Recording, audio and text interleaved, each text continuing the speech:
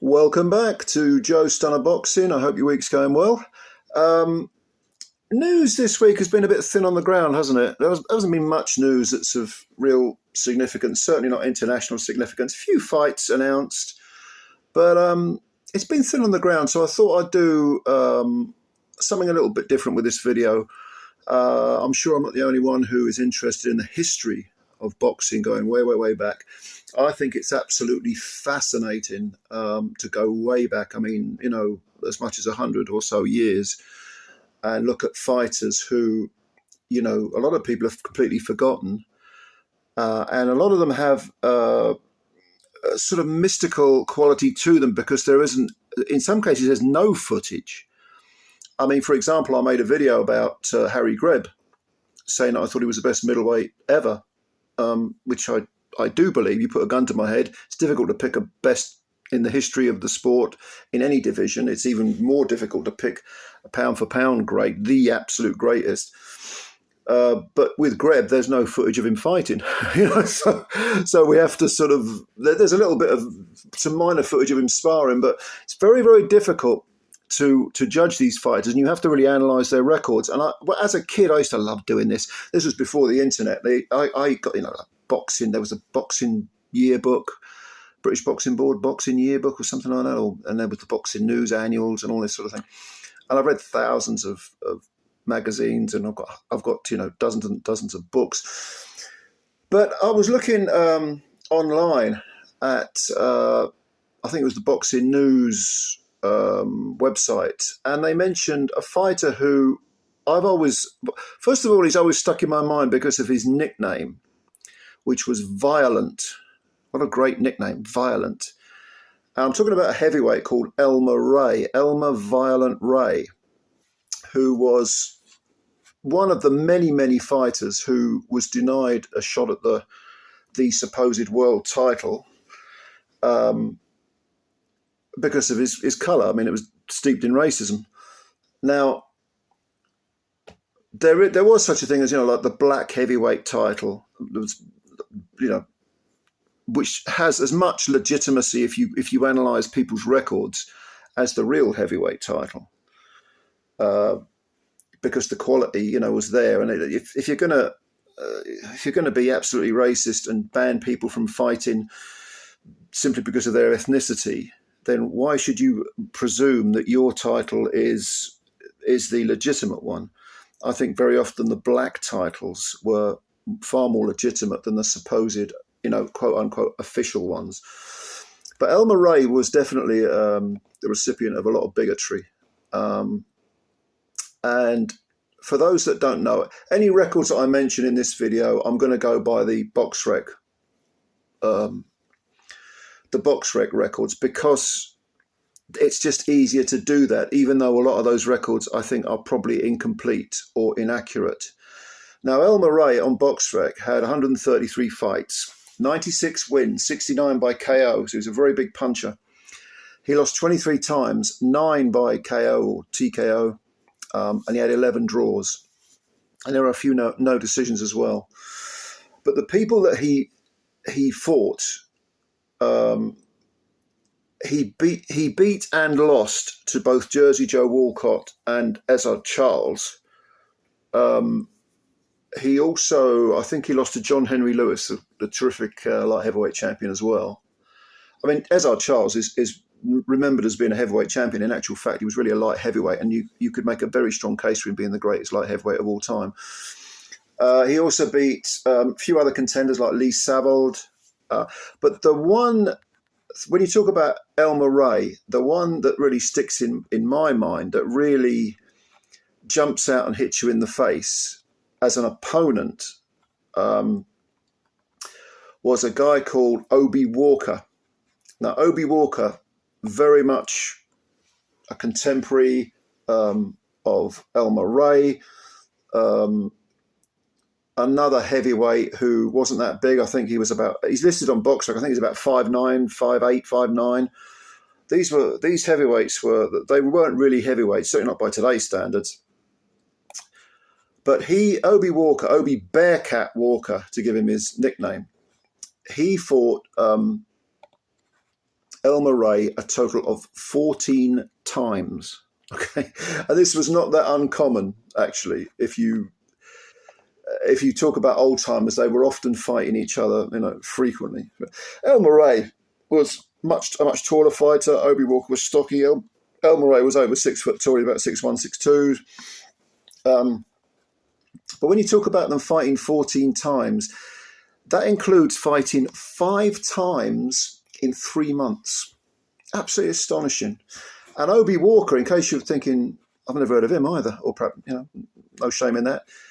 But he had 97 wins with 64 KOs, 19 defeats, and was never stopped, never, and had 7 draws. Again, I'm going by the box records, although if you look at the old records, the ones in books, it's certainly true. Obie Walker was never stopped. There's no record of him ever being stopped. Stunningly, it's a stunning record. He's a stunningly durable guy.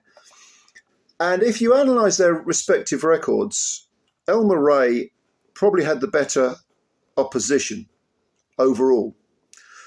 But that's not to say that Obie Walker fought no one. Quite the contrary. Obviously, he fought Elmer Ray 14 times. But he did have some other pretty decent fighters on his record. Who was someone who, these are guys that had to fight. If they wanted to make any money, they had to fight each other, and they had to fight each other frequently. Hence the reason you've got all these, ridiculous records. You know what I mean? He fought. I know that Obie Walker. I don't think he fought. I don't think he didn't fight Walcott, or did he? I don't think he did fight Walcott. I don't think he fought Ezard Charles either.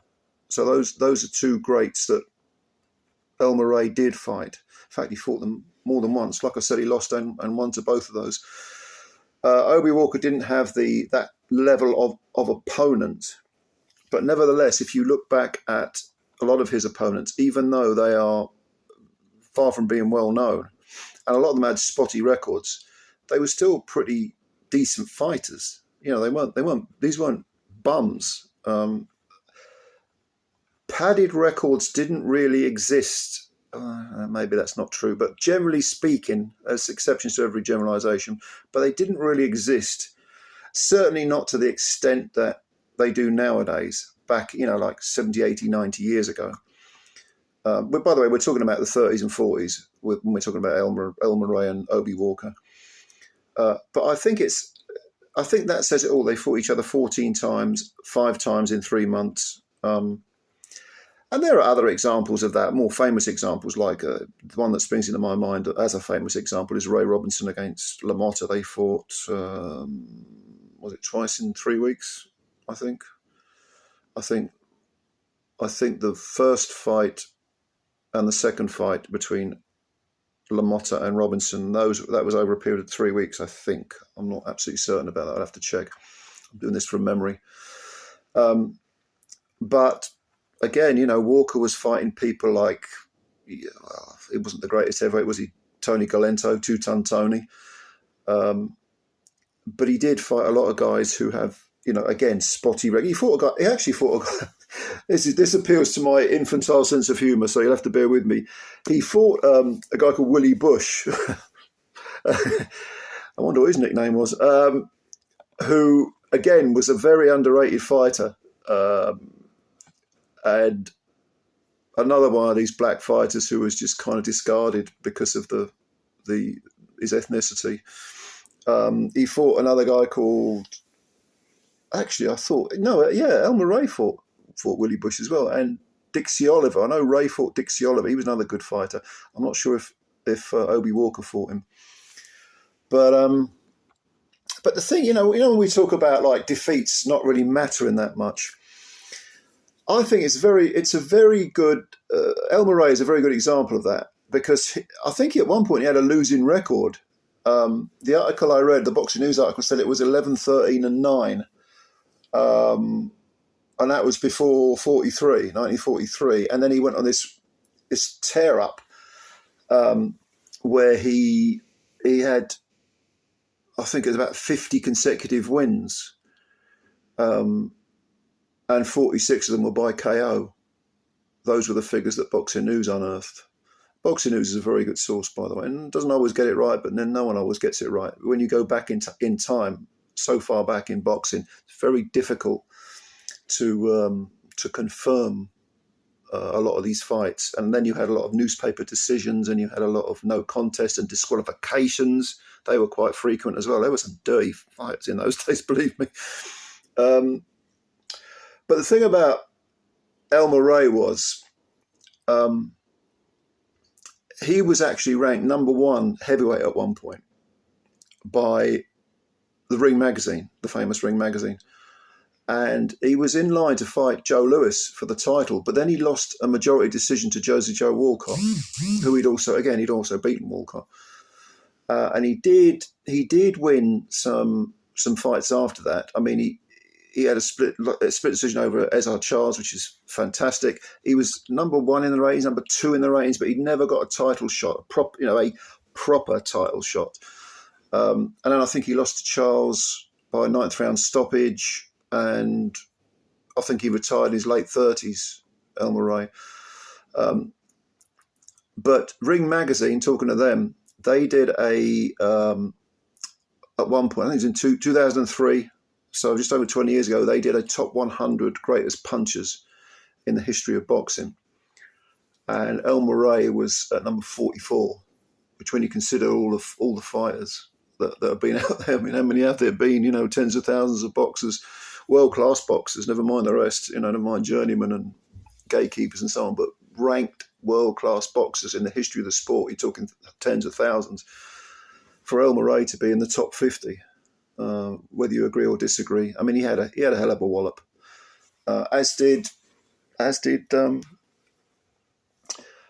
Obie. He was a puncher as well. So I think this is very interesting to go back and look at people like Obie Walker and Elmer Ray and Willie Bush and all these fighters who kind of get forgotten unfairly so, and were the victims of racism and bigotry. But it's a fascinating subject. I grew up sort of going into all this stuff. I love it. I absolutely love it. So just thought I'd share a few little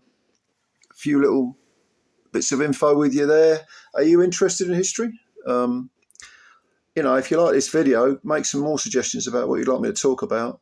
I'm not saying I'm a walking encyclopedia, but I know a fair bit, and anything that I can't remember, because the old grey matter as you get older gets a bit frazzled. But I'm sure I could look it up. I've got enough books and magazines in my place. So if you want me to do any more of these historical videos, just say so, and I will. And give me an idea of what fighters you want me to talk about. So thank you very much for listening. And if you did enjoy this video and you could hit the like button, that'd be great. And also, if you are new to the channel, you could subscribe. Please do so. It takes a second. You can always unsubscribe if you don't like it later on. But if you are subscribed, I always appreciate your support. I always appreciate your time. And thank you very much for listening. All right. Thank you, ladies and gentlemen. Bye for now.